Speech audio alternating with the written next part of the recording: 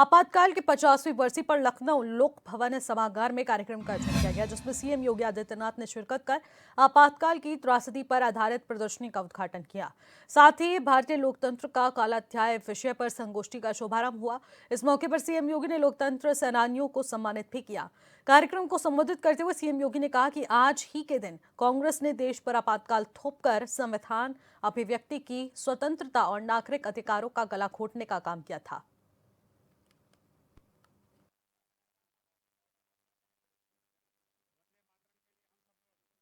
तमाम अपमान सहने के बावजूद अपनी पूरी ताकत के साथ, अपनी पूरी बुद्धिमत्ता के साथ भारत के संविधान का जो ड्राफ्ट तैयार करके भारत के नागरिकों के लिए दिया था, उस संविधान का गला घोंटने में कांग्रेस की सरकार को कोई समय नहीं लगा। प्रश्न ये उठता है कि क्या कोई व्यक्ति देश से बड़ा हो सकता है? जो पाप कांग्रेस ने और तत्कालीन प्रधानमंत्री के रूप में श्रीमती इंदिरा गांधी ने 25 जून 1975 को किया था, अपनी सत्ता बनी रहे। इस देश के क्रांतिकारी नारा देते थे, तेरा वैभव अमर रहे मां, हम दिन चार रहे न रहे। और कांग्रेस ने उस दिन उस संकल्प को कैसे उस संकल्प को चकनाचूर किया कि मेरी सत्ता बनी रहे, चाहे लोकतंत्र रहे न रहे। और यह करके कांग्रेस ने आज ही के दिन 50 वर्ष पहले भारत के संविधान का गला घोंटने का काम किया था। भारत के संविधान का गला, ये भारत के नागरिकों के साथ हम भारत के लोग का जो संकल्प भारत के संविधान के प्रेम्बल में प्रारंभ होता है, उन लोगों की भावनाओं पर कुठाराघात था। उनके संकल्पों को चकनाचूर करने की एक कुत्सित चेष्टा थी।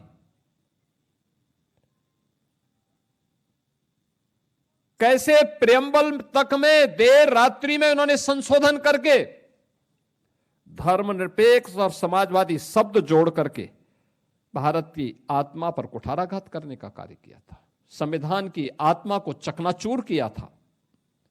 ये किसी से छुपा हुआ नहीं। और अफसोसजनक तो ये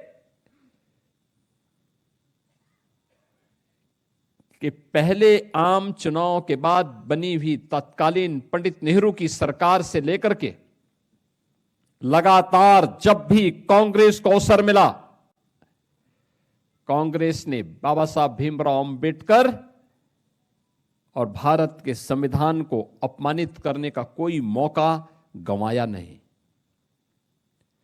याद करिए, अभी 2 दिन पहले हम लोगों ने डॉक्टर श्यामा प्रसाद मुखर्जी जी का बलिदान दिवस के कार्यक्रम में भारत माता के उस महान सपूत के प्रति हमें श्रद्धान्वित होने का एक अवसर प्राप्त हुआ था। कश्मीर भारत का हिस्सा बना रहे, एक देश में 2 प्रधान, 2 विधान और 2 निशान नहीं चलेंगे। देश की आजादी के बाद भारत माता की किसी सपूत ने नारा दिया था, वो डॉक्टर श्यामा प्रसाद मुखर्जी थे।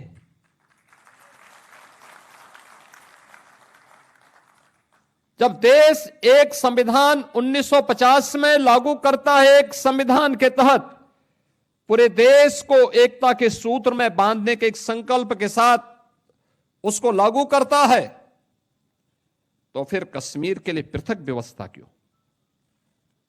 डॉक्टर श्यामा प्रसाद मुखर्जी जी ने यही तो बोला था, यही तो प्रश्न उठाया था, और इसके लिए उन्होंने अपना बलिदान दिया। कश्मीर में धारा 370 लागू करने का पाप ये कांग्रेस की सरकार का पाप है।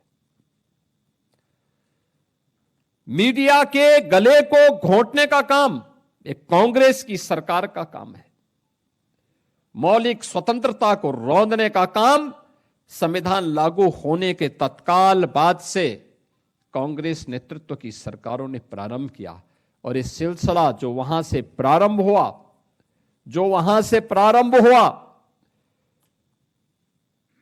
1952 रहा हो, 1975 में उसकी पराकाष्ठा थी और फिर उसके बाद 1984 में सिखों का कत्लेआम रहा हो, या फिर देश के अंदर जब याद करिए श्री राहुल गांधी के द्वारा देश के अंदर विधेयक की प्रति देश के संसद के फ्लोर में फाड़ी जाती है। ये सभी कृत्य अलोकतांत्रिक हैं, संविधान का अपमान करने वाले हैं, भारत के महान स्वतंत्रता संग्राम सेनानियों की भावनाओं के विरुद्ध आचरण करने वाले हैं और इस कृत्य के साथ कांग्रेस का इतिहास जुड़ता हुआ दिखाई देता है।